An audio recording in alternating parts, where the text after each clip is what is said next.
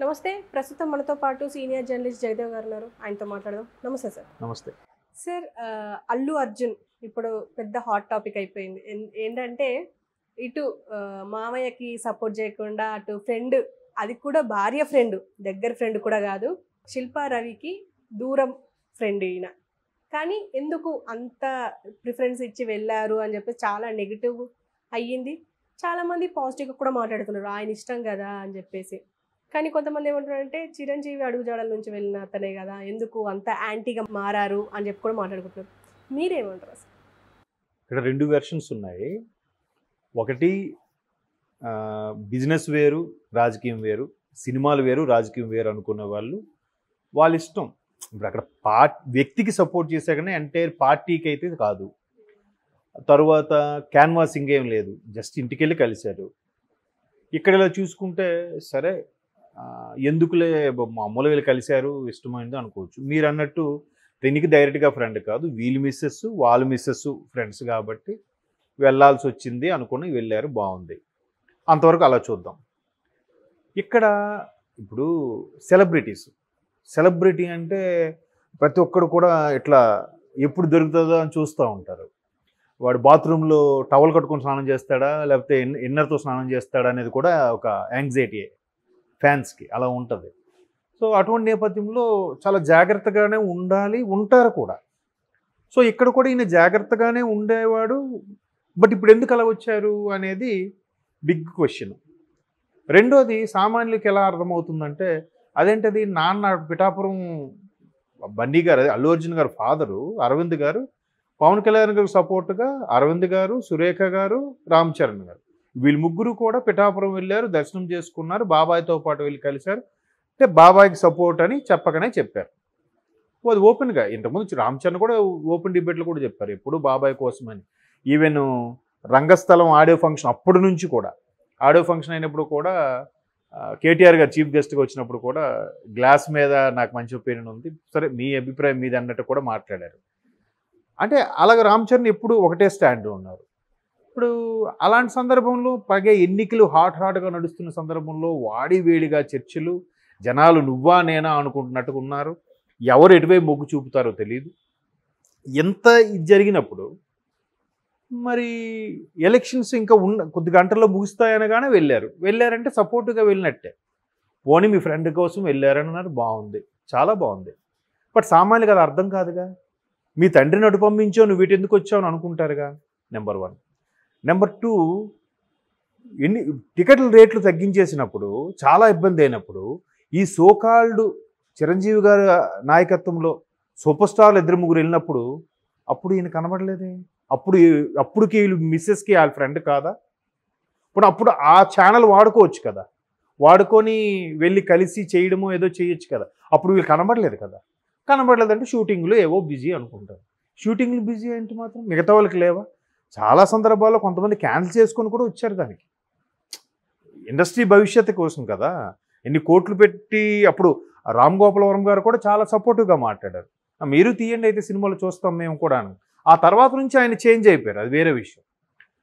అట్లా అంత సపోర్టివ్గా అంతది ఉన్ని మాట్లాడినప్పుడు ఎందుకు ఆయన ఈ టైంలో అలాగ వెళ్ళి కలవడం? పోనీ ఆంది వేనా? పోనీ అక్కడ దగ్గరలో షూటింగ్లు అవుతున్నాయా? పోనీ ఏవైనా కానీ ఎన్నికలు హడావిడి అయిపోయిన తర్వాత వెళ్ళి కలిస్తే పోనీ ఏదో ఫ్రెండ్ వెళ్ళాడు అనుకోవడానికి. ఈ సందర్భంలో కలిస్తే అసలే సామాన్యులు ఆలోచించిన విధంగా మనం ఎవరం ఆలోచించలేం. పైగా సోషల్ మీడియా చూసే యాంగిల్లో మనం ఎవరం చూడలేం. రకరకాల యాంగిల్స్లో చూస్తారు సోషల్ మీడియాలో. సో అవన్నీ మైండ్లో పెట్టుకుంటే ఆయన వెళ్ళడం అనేది అది ఆయన ఇష్టమే. కానీ ఇప్పటికే కొణిదెల ఫ్యామిలీకి, అల్లు ఫ్యామిలీకి ఏవో చిన్న పొరపచ్చాలు ఉన్నాయి, డిస్టర్బెన్స్ ఉన్నాయని సోషల్ మీడియాలో కథనాలుగా వినిపిస్తూనే ఉన్నాయి. ఇటువంటి నేపథ్యంలో ఆయన అలా వెళ్ళడం అనేది మరి ఆయనే ఆలోచించుకోవాలి. మరికొద్దిగా వీళ్ళకి ఊతమిచ్చినట్టు అయింది. వీళ్ళకి మరికొంచెం రోజు సోషల్ మీడియాలో మరికొద్ది రోజులకి ఫీడ్ దొరికింది కదా, అంతే కదా. ఇప్పుడు ఈయన క్లోజ్ ఫ్రెండ్ అయినా వెళ్ళొచ్చు. కానీ ఇప్పుడు కేటీఆర్ గారు ఉన్నారండి, ఆయనకు ఒక ఇంటర్వ్యూలో అడిగినప్పుడు ఏం చెప్పారు రీసెంట్గా, నాకు పవన్ కళ్యాణ్ గారు అన్నయ్య లాంటివాడు, జగన్మోహన్ రెడ్డి గారు అన్నయ్య లాంటివారు, లోకేష్ మంచి ఫ్రెండు, ఎవరు కష్టపడి పనిచేస్తే ఎవరు బాగా డెవలప్ చేస్తే వాళ్ళే వస్తారు, నేను పర్టికులర్గా ఎవరు వస్తారని చెప్పలేనని చెప్పేశాడు ఆయన. డిప్లొమాటిక్ ఆన్సర్ అది. ఇప్పుడు వీళ్ళు కూడా ఇండస్ట్రీలో ఉన్న వాళ్ళు డిప్లొమాటిక్గానే ఉండాలి. ఎందుకు ఉండాలి? రేపొద్దున్న పార్టీ పరమైన ఫీలింగ్స్ వస్తాయి. ఒక వర్గానికి చెందిన వాళ్ళే సినిమాలు చూస్తారు, దానివల్ల ప్రొడ్యూసర్కి నష్టం, వీళ్ళ కెరియర్కి దెబ్బ. ఇప్పుడు చిరంజీవి గారు ఉన్నారండి, చిరంజీవి గారు అవునన్నా కాదన్నా తమ్ముడికి సపోర్ట్ ఇస్తారు, ఇవ్వాల్సిందే, కుటుంబ సభ్యుడు కాబట్టి. బయటోడు అనుకోండి వేరే విషయం, ఎవరు అబ్జెక్ట్ చేయరు, బట్ కుటుంబ సభ్యుడు కాబట్టి ఖచ్చితంగా సపోర్ట్ ఇవ్వాల్సిందే. ఇచ్చారు కూడా.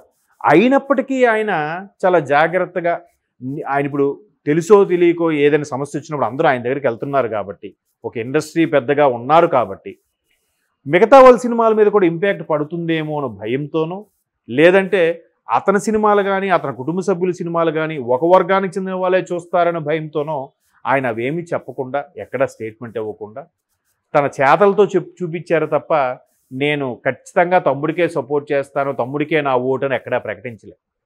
తన చేతలతో తమ్ముడు సపోర్ట్ అని చెప్పారు. ఒకవేళ ప్రకటించినా తప్పు లేదు, ఎందుకంటే అక్కడ సొంత అన్నయ్య కాబట్టి, కుటుంబ సభ్యుడు కాబట్టి. ఇప్పుడు ఆ పేషి నుంచి, ఆ కాంపౌండ్ నుంచి వచ్చిన వ్యక్తేగా. మెగా కాంపౌండ్ హీరోనే అంటారుగా బన్నీని. అంతేకాకుండా వేరే అల్లు కాంపౌండ్ హీరో అంటారు. మెగా కాంపౌండ్ హీరోలో వచ్చిన హీరోల్లోనే బన్నీకి మెగా కాంపౌండ్ హీరోగానే ట్రీట్ చేస్తున్నారు ఈ రోజుకి కూడా కదా. సో అలాంటప్పుడు ఆయన వేరే దగ్గరికి వెళ్తే ఎట్లాంటి అర్థాలు వస్తాయి కదా. మరి అందుకే చిరంజీవి గారు చాలా జాగ్రత్తగా డీల్ చేశారు కదా. అతను చెయ్యొచ్చు ఓపెన్గా, కానీ అయినా అతను జాగ్రత్త డీల్ చేశారు.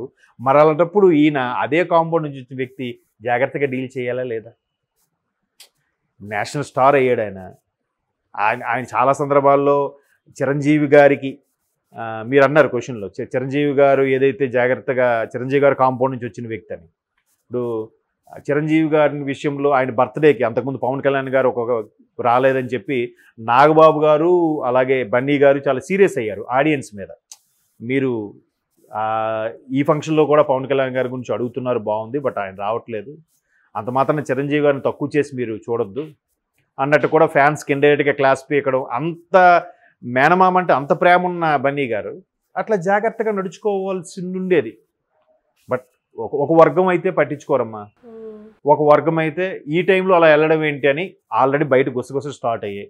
ఇంకొంతమంది అయితే చాలా రకరకాలుగా మాట్లాడుకుంటున్నారు. రకరకాలుగా అంటే ఇప్పుడు ఈ సందర్భంలో ఆన్ స్క్రీన్లో మాట్లాడచ్చో లేదో నాకు తెలియదు. అంటే ఏంటి నేషనల్ స్టార్ అయిపోయారనా, ఇప్పుడు పట్టించుకోవట్లేదా, ఇట్లాంటి వ్యాఖ్యలు కూడా వినిపిస్తున్నాయి. అది అంటే ఒక భార్య ప్రోద్బలంతోనో లేదా భార్య క్లోజ్ ఫ్రెండ్ కాబట్టి వెళ్ళారో సంథింగ్ వెళ్ళారు, బట్ ఇది సందర్భం కాదు. జనాలకు అటువంటి సంకేతాలు ఇస్తుంది కదా. ఇప్పుడు చిరంజీవి గారు పవన్ కళ్యాణ్ గారిని పిలిచారు, ఆశీర్వదించి ఒక 5 కోట్లు చెక్ ఇచ్చి పంపించారు విరాళంగా. దాని సంకేతాలు ఏంటమ్మా?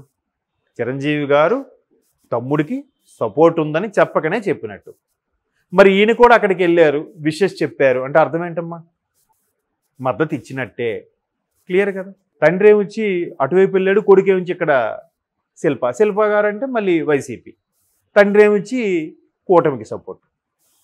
ఎలా జనాలు అలా అర్థం చేసుకుంటారు? అబ్బాయిలు బాగా మంచి జనాలను పిచ్చోళ్ళు చేస్తున్నారా, వీళ్ళు ఒకటేనరా అని మాట్లాడుకుంటారు సామాన్యులు.